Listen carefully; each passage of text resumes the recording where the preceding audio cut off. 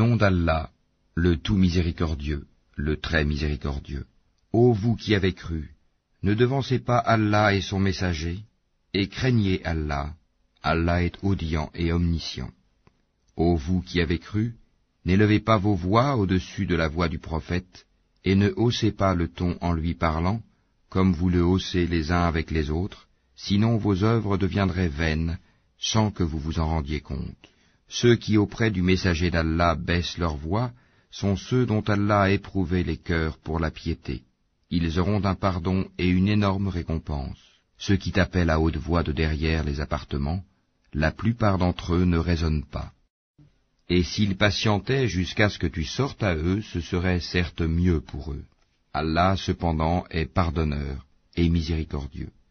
Ô vous qui avez cru, si un pervers vous apporte une nouvelle, voyez bien clair de craindre que par inadvertance vous ne portiez atteinte à des gens et que vous ne regrettiez par la suite ce que vous avez fait. Et sachez que le messager d'Allah est parmi vous. S'il vous obéissait dans maintes affaires, vous seriez en difficulté.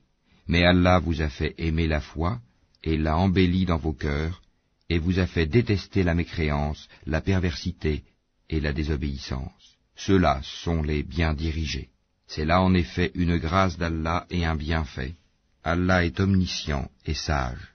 Et si deux groupes de croyants se combattent, faites la conciliation entre eux.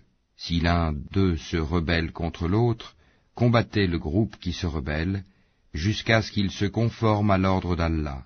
Puis, s'il s'y conforme, réconciliez-les avec justice, et soyez équitables, car Allah aime les équitables. Les croyants ne sont que des frères. Établissez la concorde entre vos frères, et craignez Allah, afin qu'on vous fasse miséricorde.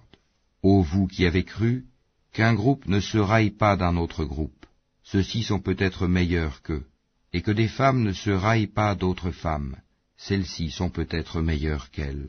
Ne vous dénigrez pas et ne vous lancez pas mutuellement des sobriquets injurieux.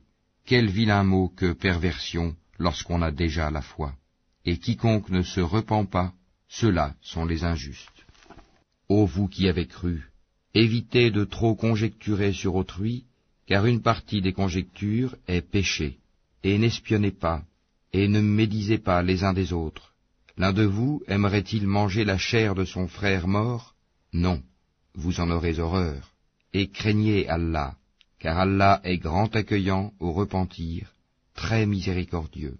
Ô hommes, nous vous avons créé d'un mâle et d'une femelle, et nous avons fait de vous des nations et des tribus, pour que vous vous entreconnaissiez.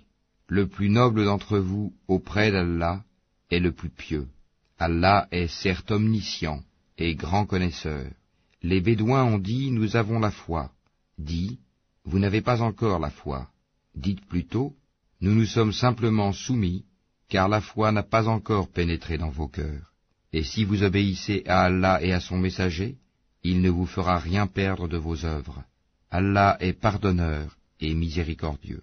Les vrais croyants sont seulement ceux qui croient en Allah et en son messager, qui par la suite ne doutent point, et qui luttent avec leurs biens et leurs personnes dans le chemin d'Allah. Ceux-là sont les véridiques. Dis, est-ce vous qui apprendrez à Allah votre religion, alors qu'Allah sait tout ce qui est dans les cieux et sur la terre? Et Allah est omniscient. Ils te rappellent leur conversion à l'islam, comme si c'était une faveur de leur part. Dis, ne me rappelez pas votre conversion à l'islam comme une faveur. C'est tout au contraire une faveur dont Allah vous a comblé en vous dirigeant vers la foi, si toutefois vous êtes véridique. Allah connaît l'inconnaissable des cieux et de la terre, et Allah est clairvoyant sur ce que vous faites.